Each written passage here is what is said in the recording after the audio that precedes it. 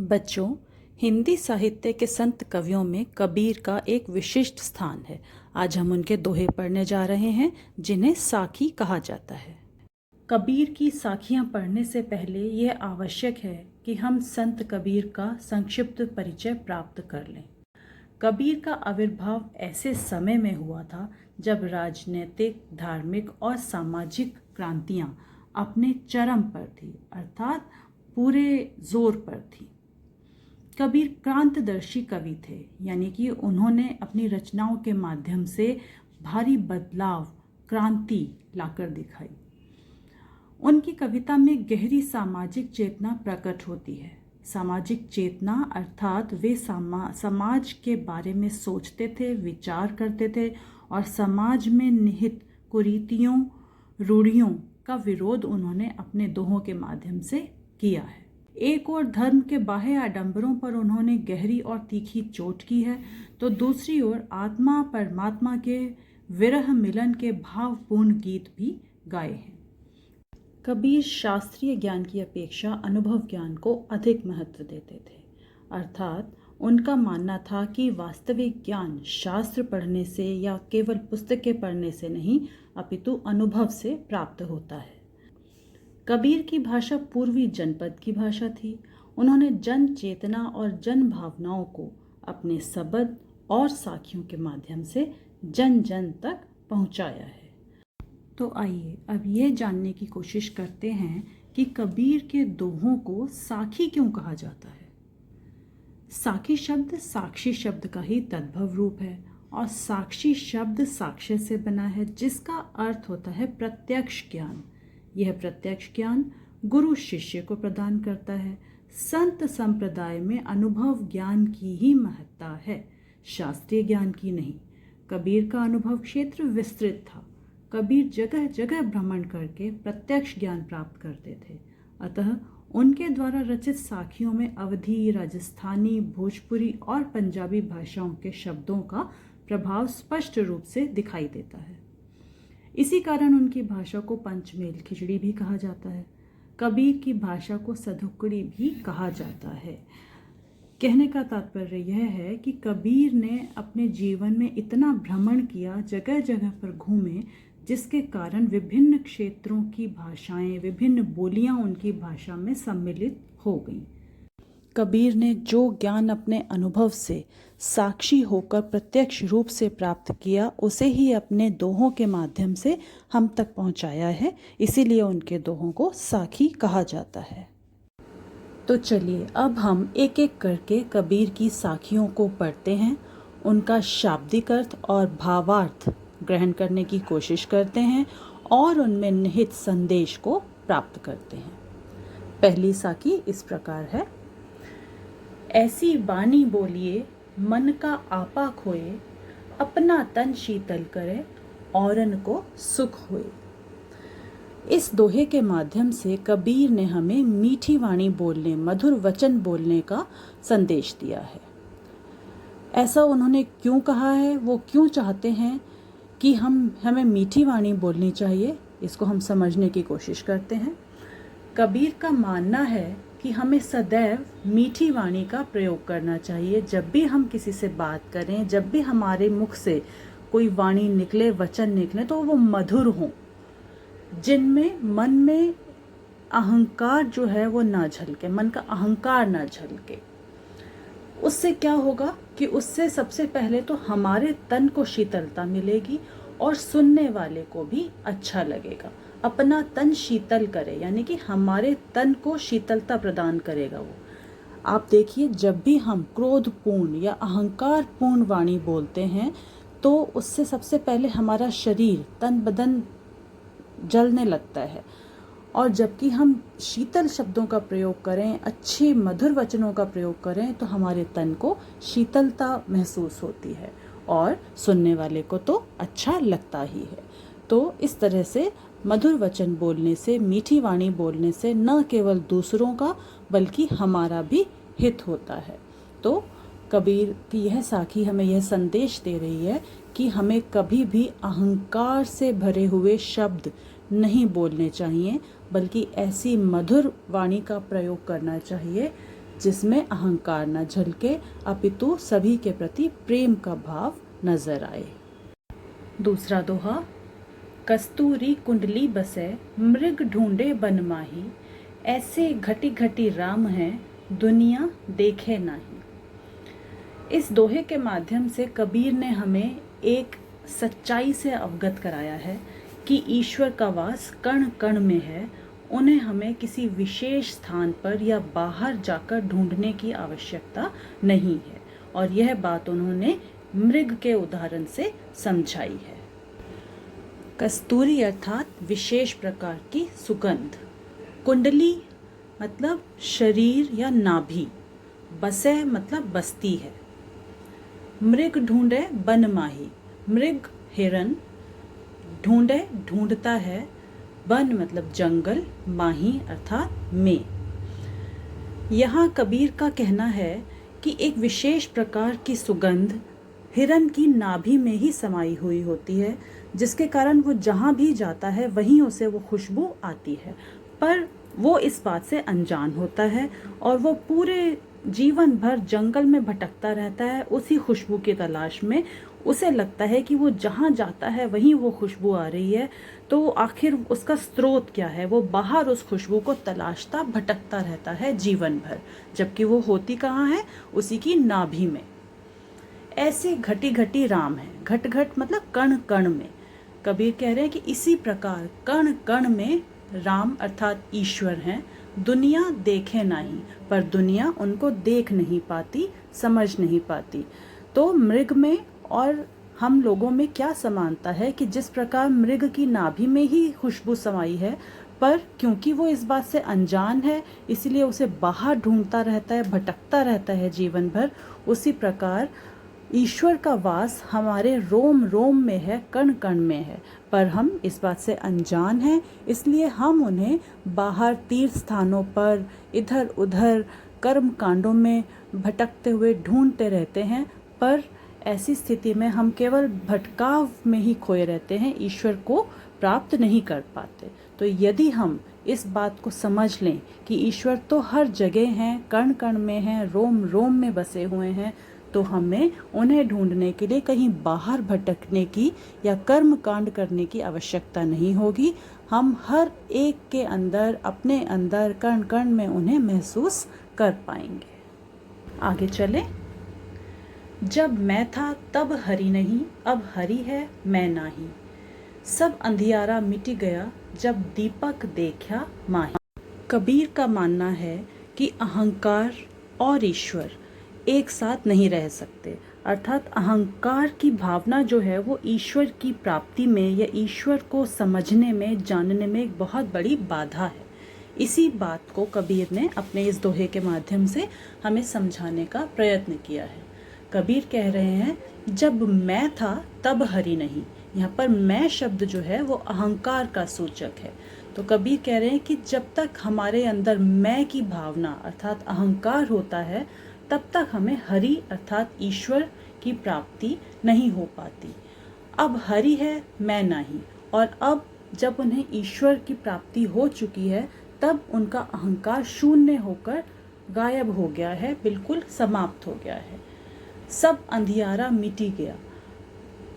अहंकार का, अज्ञान का, निराशा का, हर तरह का अंधकार मिट गया जब दीपक देखा माही। यहाँ पर दीपक जो है वो ज्ञान का प्रतीक है। जब तक अहंकार होता है तब तक हमें ईश्वर की प्राप्ति नहीं होती, और जब ईश्वर की प्राप्ति हो जाती है तो वो इस बात का सूचक है कि अहंकार पूरी तरह से मिट चुका है। जैसे अंधकार तभी तक रह सकता है जब तक प्रकाश ना हो, और जैसे ही प्रकाश उत्पन्न होता है, दीपक जलता है, तब अंधकार वहाँ पर टिक नहीं सकता। तो यानी कि ज्ञान की प्राप्ति अज्ञान को मिटाती है, प्रकाश अंधकार को मिटाता है।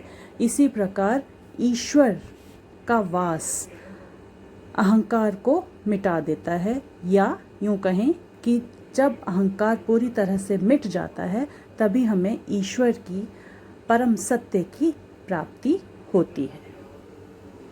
अगला दोहा। सुखिया सब संसार है, खावे अरु सोवे, दुखिया दास कबीर है, जागे अरु रोवे। इस दोहे में कबीर ने संसार को दो श्रेणियों में बांटा है, एक सुखी और एक दुखी। अब ऐसा करके कबीर ये बताना चाह रहे हैं कि संसार में दो तरह के लोग हैं। एक वो जो ईश्वर को भुला चुके हैं और भौतिक सुख साधनों में इतने लिप्त हो गए हैं कि वो अपने आप को सुखी समझते हैं, किंतु कबीर अपने आप को दूसरी श्रेणी में अर्थात दुखी लोगों की श्रेणी में मानते हैं, क्योंकि उन्हें इस बात का एहसास है कि वे ईश्वर से या परम सत्य से बिछड़े हुए हैं और वो उन्हें पाने के लिए प्रयत्नशील रहते हैं। तो कबीर कह रहे हैं कि सुखिया सब संसार है, यानी कि वह संसार सुखी है या अपने आप को सुखी मानता है जो खाता है और सोता है। खाने का अर्थ है कि अपनी ज़रूरतों को, अपने भौतिक आवश्यकताओं को पूरा करने में ही जीवन व्यतीत करता है, और सोता है यानी मस्त रहता है। जबकि दुखिया दास कबीर है, जबकि कबीर दास जैसे वो लोग दुखी हैं जो जागते हैं और रोते हैं। जागने का मतलब सचेत रहना और रोने का मतलब प्रयत्नशील रहना। अब यहाँ पर इस दोहे से दो अर्थ निकल सकते हैं। एक तो जागना, सचेत रहना इस बात के प्रति कि वे ईश्वर से, परम सत्य से बिछड़े हुए हैं और उसकी प्राप्ति के लिए प्रयत्नशील रहते हैं। दूसरा, सचेत रहना इस बात के प्रति कि उनके किसी काम से पर्यावरण पर, देश पर, दुनिया पर क्या प्रभाव पड़ रहा है, और जो इस बात की परवाह करते हैं वो अपने कर्मों के प्रति सचेत रहते हैं, सावधान रहते हैं और उन्हें सुधारने का प्रयत्न करते हैं। जबकि जिन्हें इस बात का ज्ञान ही नहीं है, जो इस ओर ध्यान ही नहीं देते कि उनके किसी काम का किसी पर या पर्यावरण पर, देश दुनिया पर क्या असर हो रहा है, वे तो केवल अपने जीवन को सुखी बनाने में ही लगे रहते हैं और इस प्रकार वो खुद को सुखी समझते हैं। तो कबीर अपने आप को दूसरी श्रेणी में रखते हैं, क्योंकि वे ईश्वर से बिछड़ने के प्रति या अपने कर्मों के प्रति सचेत हैं। चलिए आगे चलें। विरह भुवंगम तन बसे, मंत्र न लागे कोई, राम वियोगी न जीवे, जीवे तो बौरा होई। इस दोहे के माध्यम से कबीर ये कहना चाहते हैं कि जो व्यक्ति ईश्वर से या परम सत्य से, विवेक से दूर हो जाता है, बिछड़ जाता है, उसका जीना संभव नहीं है, और यदि वह जीवित रहता भी है तो उसकी स्थिति एक बेसुध व्यक्ति जैसी हो जाती है। तो ये बात समझाने के लिए कबीर ने यहाँ पर विरह को अर्थात बिछड़ने को सांप के विष के समान माना है। उनका कहना है कि विरह भुवंगम तन बसे, यानी कि विरह रूपी सर्प का विष यदि शरीर में बस जाए तो मंत्र न लागे कोई, अर्थात तब उस पर कोई मंत्र, कोई उपचार काम नहीं करता। यानी कि यदि सर्प का विष हमारे शरीर में प्रवेश कर जाए तो भले ही उसका कोई इलाज संभव हो, लेकिन अगर विरह यानी किसी से बिछड़ने का जो दुख होता है, जो पीड़ा होती है, वो सर्प के विष से भी अधिक घातक होती है। उस पर कोई उपचार, कोई मंत्र काम नहीं करता। और दूसरी पंक्ति में वो ईश्वर से बिछड़ने का प्रभाव बता रहे हैं कि राम वियोगी, यानी कि ईश्वर से बिछड़ा हुआ, वियोगी मतलब बिछड़ा हुआ, राम से, ईश्वर से जो बिछड़ जाता है वो तो जीवित ही नहीं रह सकता, और जीवे तो बौरा हुई, यदि जीवित रहता भी है तो बौरा अर्थात बेसुध, पागल जैसी स्थिति उस व्यक्ति की हो जाती है। अब इस दोहे को समझने की कोशिश कीजिए कि कबीर ने ऐसा क्यों कहा है। क्योंकि ईश्वर अर्थात परम सत्य, परम सत्य अर्थात विवेक, जब हम विवेक से परे हो जाते हैं, सच्चाई से दूर हो जाते हैं और हमें सच झूठ की, अच्छे बुरे की पहचान ही नहीं रहती, तब हमारा जीवन चलना संभव नहीं रहता। और यदि जीवन किसी तरह चलता भी है तो हमारी स्थिति जो है वो उस बेसुध व्यक्ति जैसी हो जाती है जो सही समय पर सही निर्णय लेने की क्षमता खो बैठता है। तो संदेश यह है कि हमें ईश्वर या परम सत्य या विवेक को खोना नहीं चाहिए, बल्कि विवेक पूर्ण होकर परम सत्य के समीप रहकर, ईश्वर के समीप रहकर जीवन व्यतीत करना चाहिए। आगे देखिए, निंदक नेड़ा राखिए आंगनी कुटी बंधाई, बिन साबन पानी बिना निर्मल करे सुभाई। इस दोहे के माध्यम से कबीर ने हमें बड़ा विचित्र संदेश दिया है। अपने स्वभाव को निर्मल बनाने का एक अनोखा उपाय बताया है। कबीर अपने अनुभव के आधार पर ये कह रहे हैं कि निंदक व्यक्ति को हमें अपने करीब रखना चाहिए। यदि संभव हो तो अपने आंगन में ही उसकी कुटिया बांध लेनी चाहिए। ऐसा करने से बिना ही साबुन और पानी की मदद के हम अपने स्वभाव को निर्मल बना सकते हैं। वो कैसे, आइए समझते हैं कि निंदक व्यक्ति अर्थात वह व्यक्ति जिसका स्वभाव हमेशा दूसरों की बुराई करने का होता है या कमियां निकालने का होता है, ऐसे व्यक्ति से हम दूर रहना चाहते हैं। पर कबीर कह रहे हैं कि निंदक व्यक्ति को अपने पास रखना चाहिए, क्योंकि जब जब वह हमारी कमियां बताएगा तब तब हम उन कमियों को दूर करने का प्रयत्न करेंगे और इस प्रकार उस निंदक व्यक्ति का साथ हमें अपने स्वभाव को निर्मल बनाने में मदद करेगा। चलिए आगे बढ़ते हैं। पोथी पढ़ी पढ़ी जग मुआ, पंडित भया न कोई, एके अशिर पीव का पढ़े सो पंडित होई।